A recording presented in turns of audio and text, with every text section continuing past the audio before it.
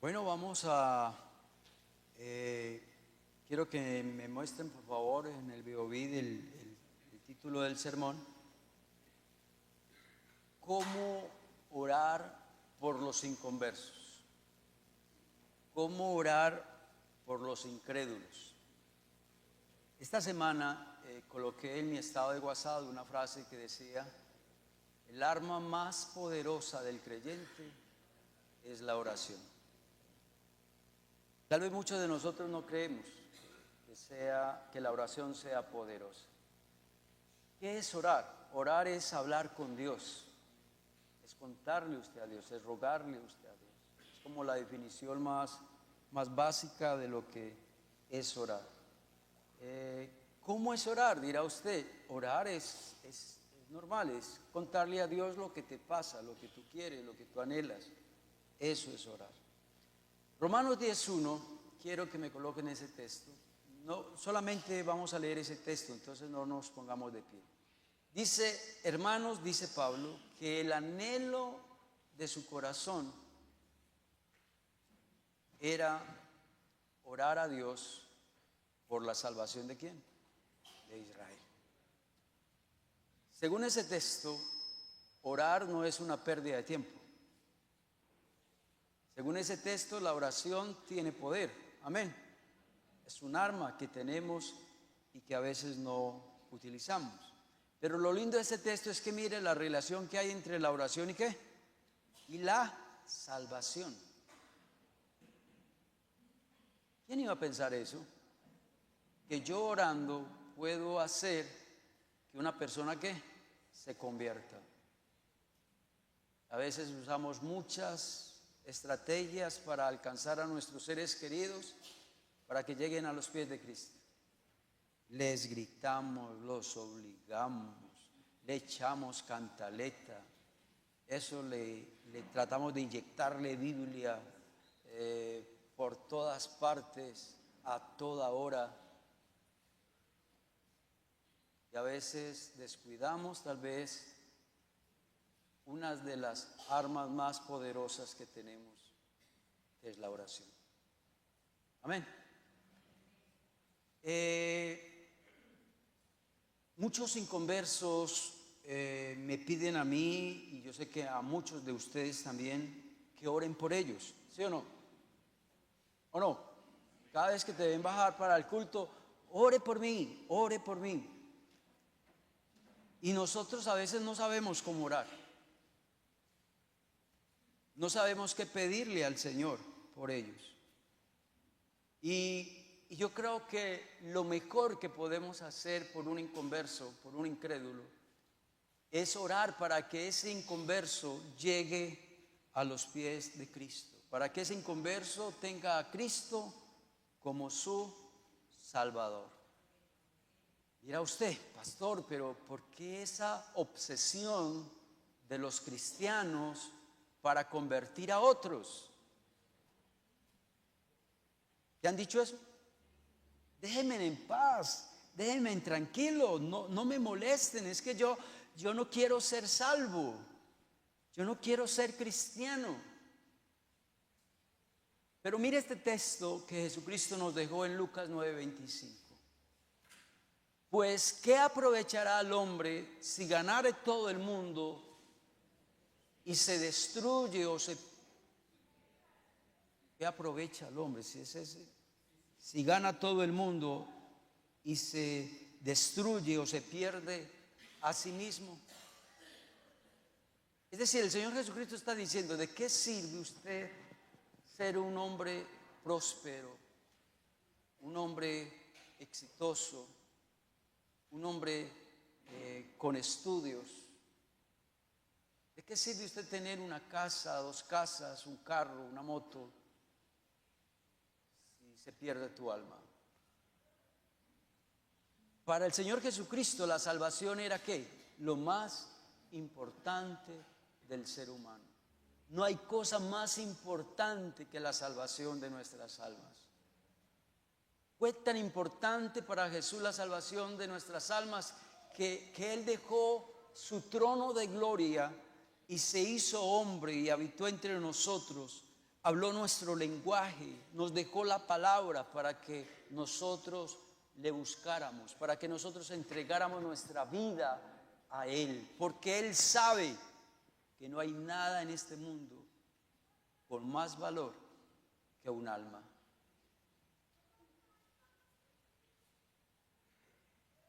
¿Cómo puedo orar por los inconversos? ¿Cómo puedo orar por los incrédulos? ¿Cómo puedo orar de una manera eficaz? ¿Cómo le debo de pedir a Dios?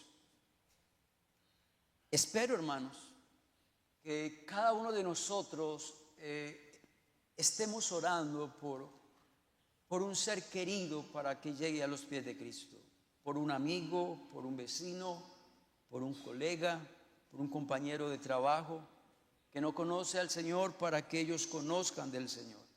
Y el propósito del estudio de hoy es esa: aprender por medio de la palabra de Dios algunas formas como usted y yo debemos de orar por los inconversos. Lo primero está en Deuteronomio 36. ¿Cómo le debemos de pedir a Dios por un inconverso? ¿Cómo le puedo pedir yo a Dios por un hijo? ¿Cómo le puedo pedir yo a Dios por mi esposo que es inconverso? Pues órale de esta manera. Dice: y circuncidará Jehová tu Dios tu corazón y el corazón de tu descendencia, para que lo ames a Jehová tu Dios con todo el corazón, con toda tu alma, a fin de que vivas. Según ese texto, la clave está cuando nuestro corazón está, ¿qué? Circuncidado. ¿Qué significa circuncisión? La circuncisión es una señal del pacto que Dios había tenido con el pueblo de Israel. Todos los varones eran circuncidados, pero aquí no dice que, aquí está hablando de la circuncisión de ¿qué? Del corazón. ¿Y qué es circuncidar el corazón? Otra versión dice: te daré un corazón nuevo, cambiaré tu corazón. El Señor quitará lo pagano de ti. Eso es circuncidar el corazón. Cuando Dios quita lo pagano de mí. Dios circuncida mi corazón cuando hace de mí un corazón, ¿qué? Nuevo.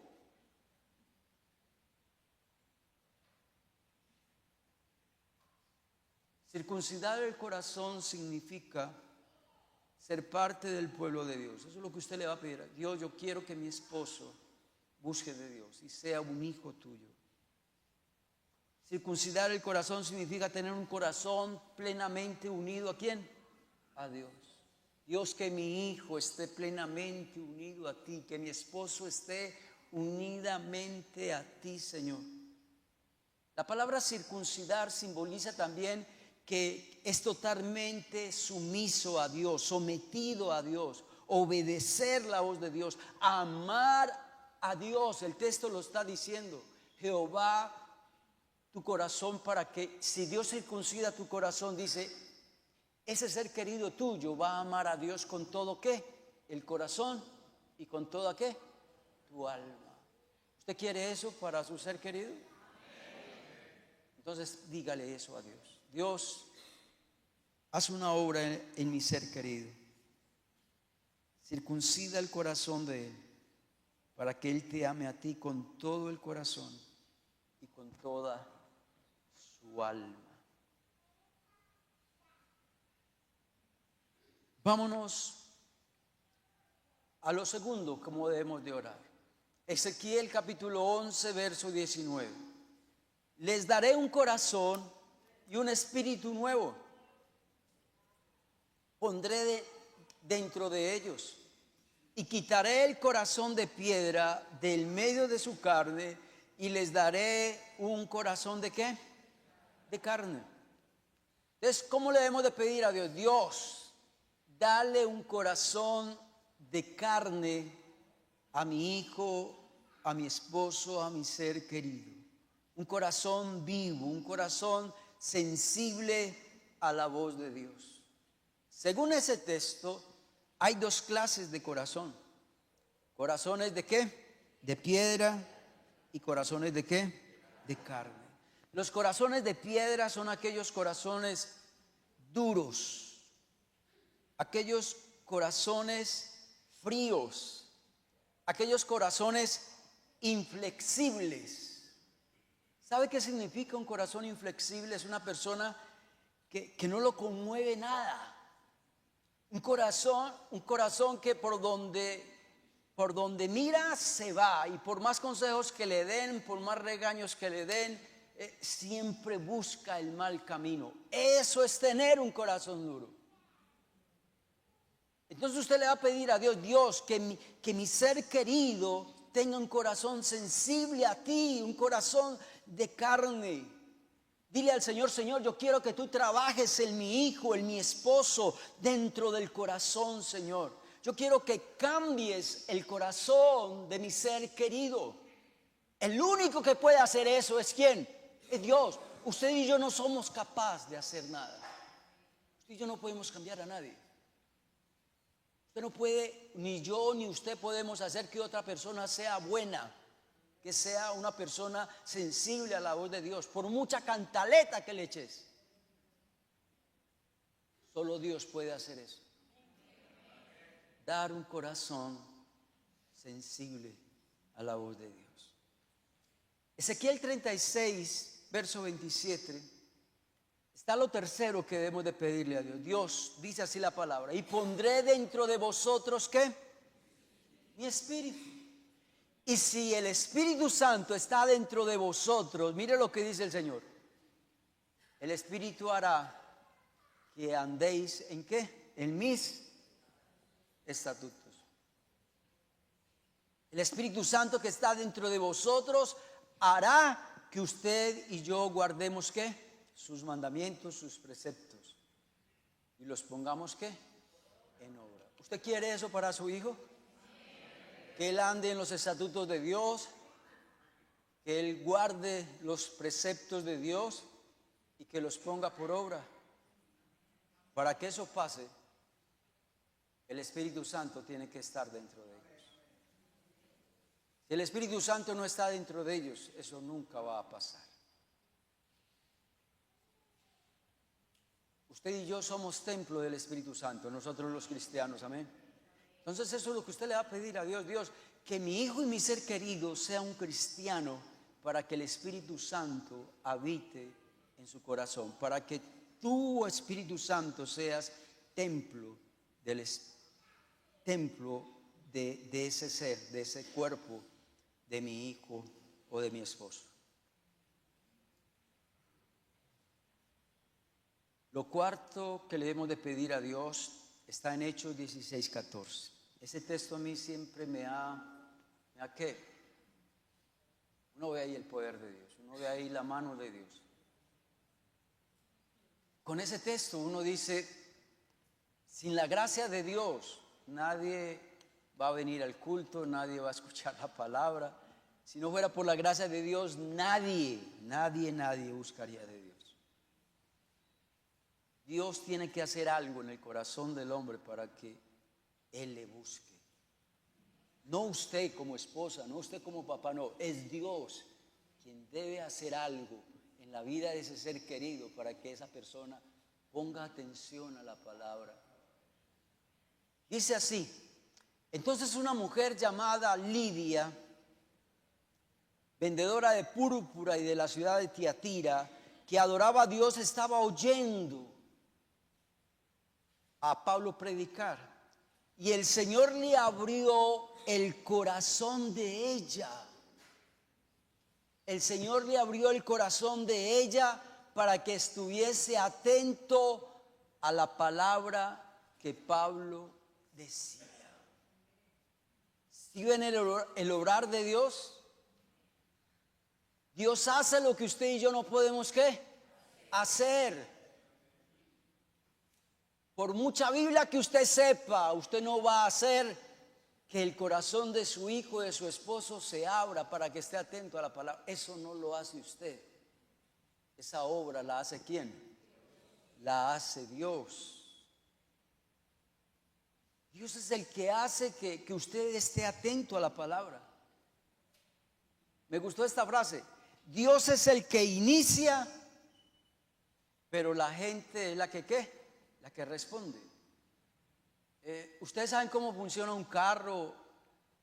Un carro funciona con un motor de arranque. Y el motor de arranque hace que el motor funcione y empiece a marchar. Pero un carro, si no tuviera un motor de arranque, no funciona. ¿Por qué? Porque es un motor muy grande. Necesita un motor de arranque para que ese motor grande arranque. Entonces vuelvo y repito, Dios es el que inicia. La gente la que ¿qué? La que responde. Porque lo que estamos estudiando, Dios lo hace en todo ser humano. Dios abre el corazón de las personas. Dios quiere circuncidar el corazón de las personas. Dios quiere abrir el corazón de las personas para que estén atentas a la palabra. Pero muchos de nosotros no lo hacemos. ¿Por qué? Porque estamos a libre albedrío. Dios hace esta obra en nosotros, pero nosotros a veces ¿qué? No queremos hacerlo. Y sabe, Dios respeta eso. Tristemente respeta eso. Entonces tú le puedes decir a Dios, Dios, así como hiciste Dios con Lidia, para que ella estuviera atento a la palabra, así quiero orar, oh Dios, por mi esposo, por mi hijo, por mi papá, por mi mamá, por mi vecino, por mi amigo, por mi compañero, para que cuando alguien le hable el evangelio, él esté atento, ¿qué? A la palabra de Dios. Quinta forma como hemos de orar por los inconversos. Romanos 6:17. Pero gracias a Dios que aunque eras esclavos del pecado, habéis obedecido de corazón a aquella forma de doctrina de la cual fuisteis entregados. Hay una frase muy linda, la que subrayé. Nosotros antes de conocer al Señor éramos esclavos del pecado. Entonces todos los que están sin Cristo, todos los incrédulos, todos los inconversos, ¿están qué? Esclavos del pecado. La palabra ahí, esclavo, significa atado al pecado. La palabra ahí, esclavo, también significa que está sujeto al pecado, que el pecado es su amo. Esa palabra ahí, esclavo, también significa que el hombre no es libre, que el hombre está subordinado por el pecado y que el único que puede hacer libre a esa persona es ¿quién? Es Dios. Mire lo que dice: vosotros erais esclavos del pecado, habiendo obedecido el corazón de aquella forma de doctrina a la cual fuisteis entregados. Pero gracias a Dios, que Dios nos hizo ¿qué? Libre. ¿Cierto que el pecado esclaviza o no? Y no pregúntele al vicioso, pregúntele al alcohólico, pregúntele al promiscuo o a la promiscua, pregúntele al mentiroso, al blasfemo, al vulgar, al iracundo. Es esclavo del pecado y hace lo que el pecado quiere que haga. Es decir, su amo es el pecado. Y la única forma que ellos van a dejar ese pecado es que Dios haga una obra maravillosa en la vida de ellos. El único que puede sacarlos de la esclavitud del pecado es ¿quién? Es Dios. Vámonos a la sexta forma como hemos de orar por los incrédulos. Segunda de Corintios 4:4 dice: en los cuales el Dios de este siglo. ¿Quién es el Dios de este siglo? ¿Quién es? Satanás. Dice, el Dios de este siglo cegó el entendimiento de los ¿qué? De los incrédulos. ¿Qué hizo Satanás? Puso ¿qué? Un velo. Para que la gente no vea la belleza del evangelio. Para que la gente no vea lo atractivo, lo delicioso, lo bueno de uno buscar de Dios. Hermanos, ahora ya sabemos por qué le compartimos tanto a nuestros seres queridos de Dios y ellos no entienden, ellos no quieren. Y ya sabemos que es que el Dios de este siglo le cegó ¿qué? El entendimiento. Están cegados por Satanás. Y ellos solo van a poder ver, ellos solo van a poder apreciar el evangelio cuando se les quite ese velo. ¿Y quién es el que quita ese velo? Dios. Entonces usted le va a pedir a Dios que mi hijo tenga una vista espiritual. Que tú reprendas, Señor, eso que los está encegueciendo, Señor. Quita ese velo, Padre. Quítalo, Señor.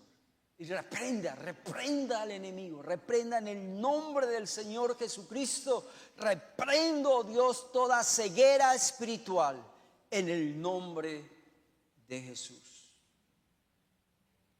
Lo séptimo que debemos de hacer o pedirle a Dios por nuestros seres queridos está en 2 Timoteo 2, 25 al 26. Que con mansedumbre corrija a los que se oponen, por si quizá Dios les conceda que se arrepientan para conocer ¿qué? La verdad. Tremenda esa frase. ¿Quién es el que produce en nosotros qué? El arrepentimiento, según ese texto. Dios. Dios es el único que produce en nosotros el arrepentimiento. Por eso es que hay personas que llevan 30 años, 40 años en el vicio. Por eso es que hay personas que están entregadas toda su vida a un vicio, a un pecado. No están arrepentidos, ni se quieren arrepentir. Es que hay personas que hasta justifican su pecado. Es que esto no es malo, yo no le estoy haciendo mal a nadie. Es decir, en ellos no hay ¿qué? Arrepentimiento. Pero el que produce en nosotros el arrepentimiento es Dios. Nadie puede arrepentirse de un pecado. ¿Saben qué es arrepentirse de un pecado? Dejarlo, abandonarlo. Nadie puede arrepentirse sin la gracia de Dios. Por eso usted y yo tenemos que orar para que la gracia de Dios esté sobre ese ser querido. Esta semana coloqué una frase también en mi estado. ¿Qué tal si me colocan esa frase? Dice, el arrepentimiento, la primera frase que está ahí, el arrepentimiento no es propio de la naturaleza humana. Se necesita el poder del Todopoderoso, tanto para arrepentirnos como para no pecar. Según ese texto, el arrepentimiento no es de nosotros, ni es algo que la mamá produce en el hijo, ni el esposo en la esposa o viceversa. Para que haya arrepentimiento necesitamos el poder del Todopoderoso, tanto para alejarnos del pecado como para ¿qué? Para no pecar ni seguir pecando más. Entonces, ¿cómo vamos a orar? Señor, que mi ser querido ¿qué? Se arrepienta, que mi hijo reconozca que está mal, que tocó fondo. Oro, Dios, para que mi ser querido escape de la trampa del enemigo. Bueno, hay un dicho que dice, a Dios rogando y con el mazo dando. Yo no sé si entienden el dicho. Hasta aquí en el estudio hemos visto que Dios nos ha enseñado por medio de la Biblia cómo orar por los inconversos, ¿cierto? Hasta ahora vamos allá.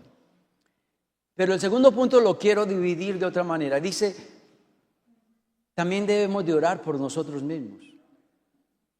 Por nosotros que vamos a compartir la palabra, también tenemos que orar por nosotros mismos. No solo orar por los inconversos, sino también orar por nosotros mismos. ¿Y cómo debemos de orar por nosotros mismos para que un ser querido llegue a los pies de Cristo? Mírenlo pues. Primera, ore para que podamos desarrollar una relación genuina con ellos. Subrayé la palabra ¿qué? Genuina. ¿Qué significa eso, esa frase? Que si usted quiere que su ser querido llegue a los pies del Señor, usted tiene que desarrollar con esa persona una relación ¿qué? Genuina. Ay, ay, ay. Porque es que hay esposas que ya no le hablan al esposo, que porque él no es cristiano. Hay papás que no le hablan a sus hijos, que porque no es cristiano. Porque está en el pecado, en el vicio. Hombre, entonces, ¿cómo nos los vamos a ganar para Cristo si usted es indiferente con Él? En cambio, el inconverso, ahí de una, ahí sí ellos, los hijos nuestros, sí tienen relaciones genuinas con los inconversos. Y un inconverso,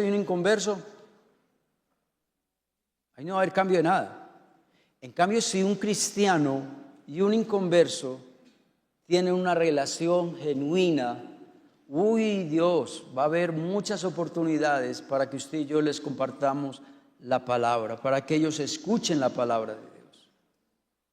Órele al Señor. Dios, oro por mi hijo, por mi esposo, por mi papá y mi mamá, para que en el trabajo, para que en el estudio, en la universidad, ellos tengan buenas relaciones con un cristiano, con una cristiana, para que ese cristiano, esa cristiana le comparta la palabra.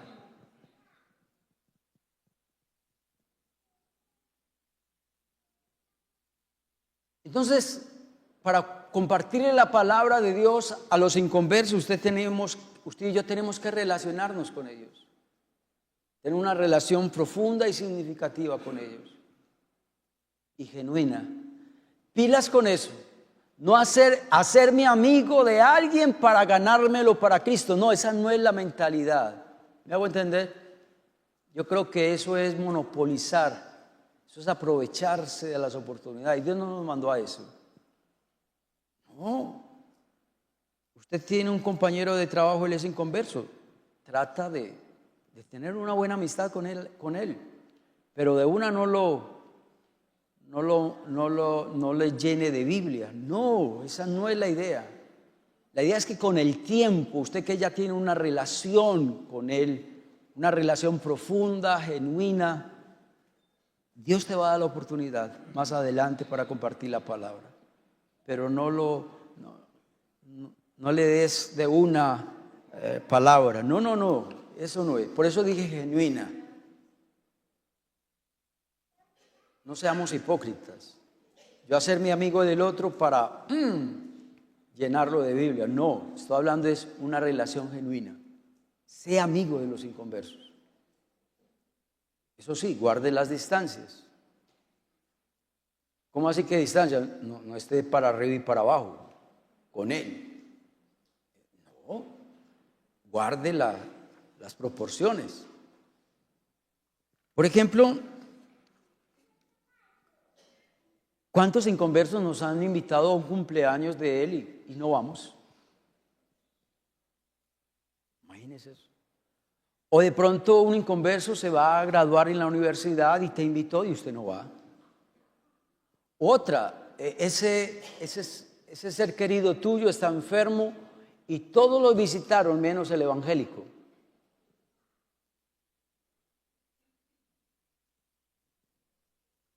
No debemos de asfixiar esa amistad. Llenarlos de Biblia no. Por ahí dicen de que es mejor poquito que mucho. A veces a la gente hay que dejarlos ¿con qué? Con hambre, con ganas. Hay hermanos que tiran una amistad al piso de una. ¿Por qué? Porque le dio chico de compartir la palabra de Dios. Sí, hablo. Ya lleva 5 horas hablando, 4 horas hablando, 3 horas hablando. Seguro que la próxima vez no te va a preguntar nada de Dios. A la gente hay que dejarla con hambre, con ganas. Y cuando usted vea una oportunidad para estar con ese amigo, con esa amiga inconversa, esté. Porque Dios va a darte las oportunidades para que esa persona llegue a los pies de Cristo. Pero eso sí, seamos genuinos, seamos naturales. Otra. Oremos. La segunda, por favor. ¿Me colocan la segunda? Sigue, por favor, sigue, por favor. Ore por oportunidades para ministrarles. Tercero, ya expliqué eso. Oren por ellos fielmente y con persistencia. La tentación de nosotros es dejar de orar. Ya sabemos que el arma más poderosa de un cristiano es ¿qué? Orar. Pero muchos de nosotros oramos, pero cuando no vemos los resultados, ¿qué hacemos? Dejamos de orar. Es como que es un problema de todos. El Señor nos manda a ser pacientes. El Señor no nos manda a orar por un tiempo. El Señor nos manda a orar sin renunciar, a orar con perseverancia por ese ser querido. Colosenses 4:2 dice, perseverad ¿qué? En la oración. A veces nosotros no vemos los resultados visibles. Vuelvo y repito, a veces oramos por una persona y no vemos los resultados visibles. Pero por dentro Dios sí está trabajando en esa persona. Cuando se levanta en la mañana, Dios trabaja en esa persona. Cuando se acuesta, Dios está trabajando en esa persona. Cuando está en el trabajo, en el estudio, Dios trabaja en esa persona. Tal vez para usted y para mí no es visible el cambio ni la forma como Dios está tratando con esa persona. Por eso tenemos que insistir, aunque no veamos resultados ¿qué? Visibles. Amén. Vámonos para la quinta. Yo creo que ya la dimos, pero oremos por valor y tener, la cuarta. Ore para que usted tenga carga por los incrédulos. Carga, la palabra clave ahí. Romanos 10:1, por favor. Vuelvo y repito ese texto. ¿Cuál era el anhelo del corazón de Pablo? ¿Era la salvación de quién? Del pueblo de Israel. Para Pablo eso era una ¿qué? Una carga diaria. Orar por la salvación de quién? Del pueblo de Israel. Listo. Que para nosotros también sea una carga, un anhelo profundo que mi ser querido llegue al conocimiento de la verdad. Pero si usted ora por allá de vez en cuando, ¿cuándo a usted se le vuelve algo una carga? De pronto cuando usted está desempleado, ahí sí, todos los días ora por empleo. Que no, esta semana no tengo para mercar. Vea, yo le oro a Dios los lunes, el martes, miércoles, por la mañana, mediodía, por la noche, para que Dios me provea el mercado. ¿Por qué? Porque para mí eso es ¿qué? Una carga, no tengo plata para mercar. Entonces usted va a orar toda la semana por el mercado. ¿Entienden eso? ¿Cuándo se vuelve una carga? Cuando usted está terminando la universidad y usted tiene que sacar un examen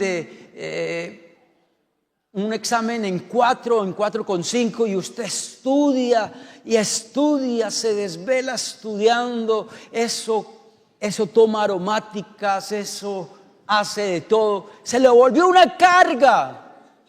Bueno, entonces que también para nosotros sea una carga que nuestro ser querido llegue a los pies de Cristo, que ese sea nuestro mayor anhelo de nuestro corazón, que ellos lleguen al conocimiento de la verdad. Amén, hermanos. Quinto, oremos por valor y oremos por oportunidades para que podamos hablar del evangelio a las personas. Me gustó tanto este texto, Efesios 6:19.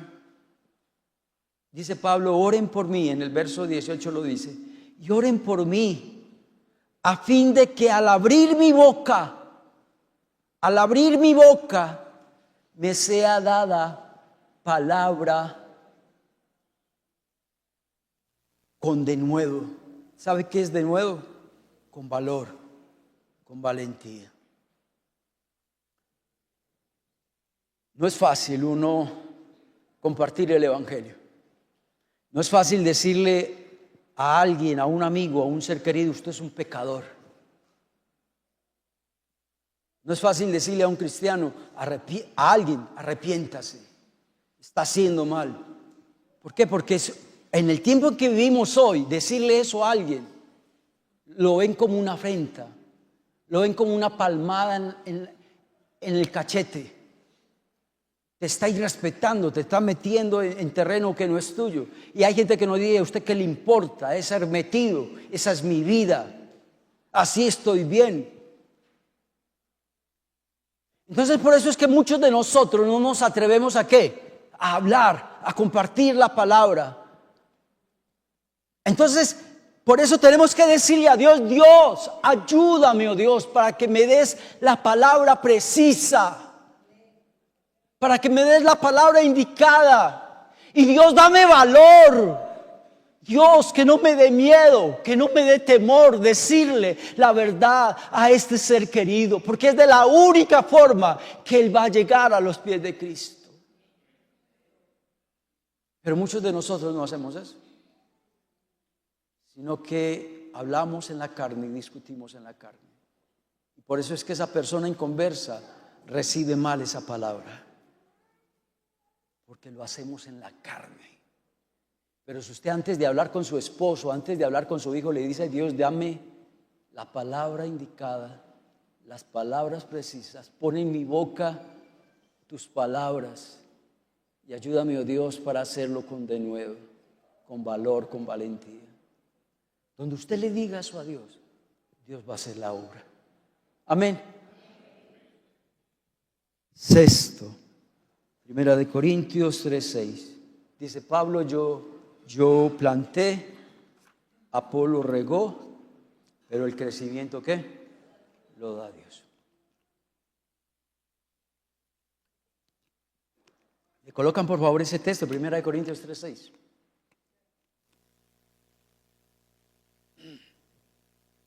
Dice Pablo, yo sembré. Apolo, otro líder de la iglesia, ¿qué hizo él? Regó. Apliquémoslo a la agricultura, ¿listo?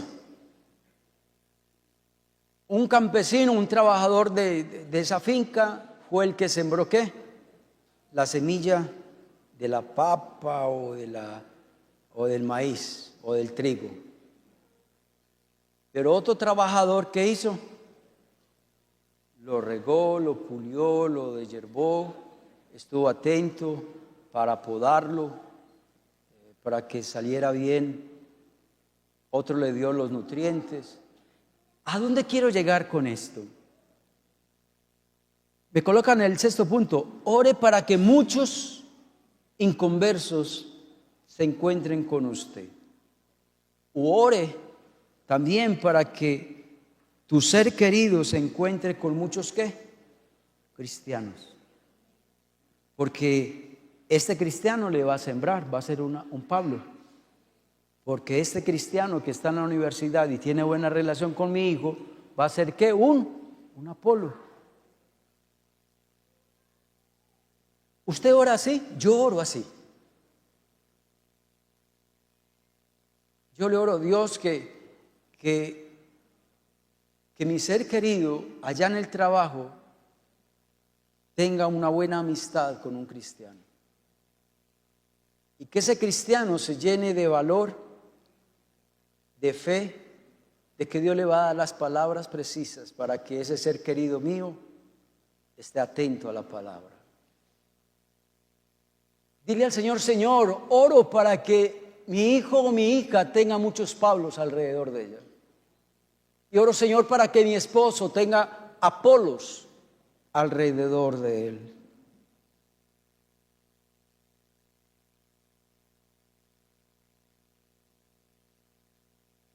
Yo les digo, este estudio para mí fue de mucha bendición. Espero también que este estudio haya sido de bendición. Hágase una copia, la puede pedir allá, 50 pesos por hoja, eso no es nada. Una fotocopia vale normalmente 200, 300 pesos, aquí se le cobra nomás lo que vale la hoja y la tinta. O también lo puede descargar por la página web de la iglesia, ahí está, la puede descargar en PDF. Entonces, hágase a este material y qué bueno que todos los días podamos poner en práctica este estudio. Vamos a orar. Dios, gracias por tu palabra. Gracias porque yo fui muy edificado por esta palabra. Gracias, Dios, porque tenemos la herramienta más poderosa del cristiano, que es la oración. Y a veces no la usamos. O a veces oramos, pero no sabemos orar. Y hoy nos has enseñado a orar.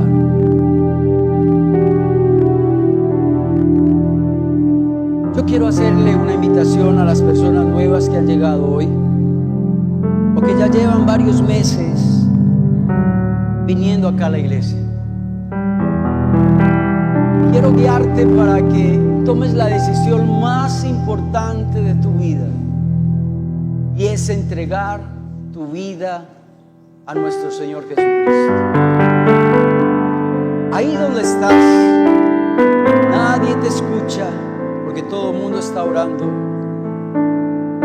le vas a decir estas palabras a Dios, ahí en silencio. Dile al Señor: Dios, reconozco que mi vida no es como tú deseas. Te necesito, Señor, en mi vida diaria. Te pido, Señor, que me perdones por todos mis pecados.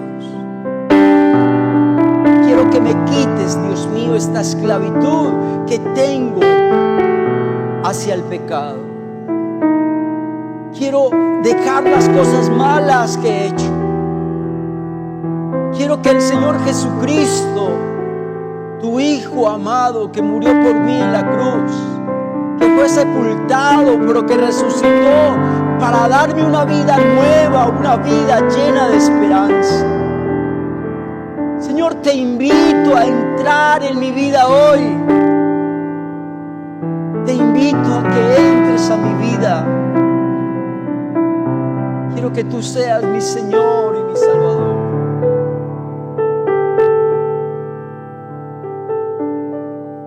Dios, gracias por las personas que hicieron esta oración de fe. Y oro, Dios, para que nos lleves con bien a nuestros hogares. Bendícenos, Dios, en el transcurso de esta semana. Guárdanos, protégenos.